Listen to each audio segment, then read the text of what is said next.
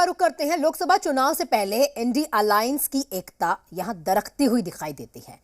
पश्चिम बंगाल की मुख्यमंत्री ममता बनर्जी ने इंडिया अलायंस से यहां पर दूरियां बनाने का फैसला किया तो उन्होंने लोकसभा चुनाव 2024 अकेले यहां पर लड़ने, अकेले ताल ठोकने की बात कह दी है। ममता बनर्जी ने यहां पर यह फैसला क्यों लिया, इसे लेकर तमाम कयास यहां पर जरूर लगाए गए।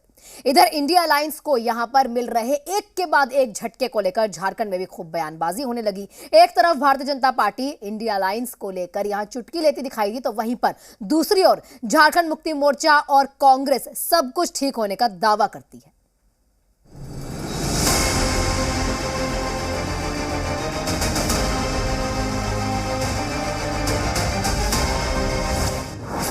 इंडिया गठबंधन को लगी किसकी नजर? चुनाव से पहले क्यों हो रहा अगर मगर? दीदी ने दिखाए तेवर, अब चलें किस डगर? इंडिया गठबंधन में खटास बढ़ती जा रही है। बारी बारी हर दल गठबंधन से अपनी राह या तो अलग कर रहा है या तीखे तेवर दिखा रहा है। 2023 के विधानसभा चुनाव के दौरान समाजवादी पार्टी के मुखिया अखिलेश यादव की नाराजगी सामने आई थी। बिहार के मुख्यमंत्री नीतीश कुमार भी उखड़े उखड़े से ही हैं। अब पश्चिम बंगाल के मुख्यमंत्री और तृणमूल कांग्रेस की कर्ता धर्ता ममता बनर्जी भी हत्थे से उखड़ गई हैं। उन्होंने ऐलान कर दिया है कि तृणमूल कांग्रेस लोकसभा चुनाव में पश्चिम बंगाल में अकेले ही मैदान में उतरेगी और गठबंधन के बारे में चुनाव के बाद सोचा जाएगा।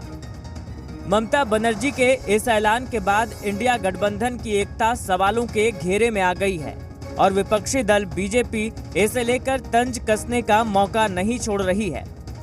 मुझे प्रारंभ से ही आभास था कि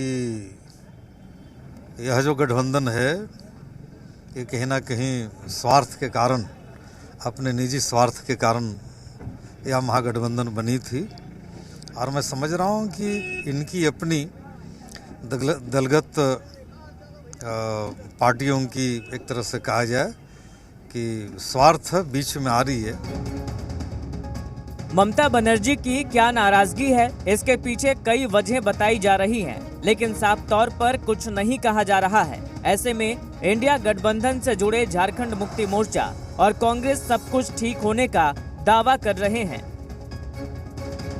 अभी कोई ऐसा नहीं है कि सीटों की घोषणा हो गई,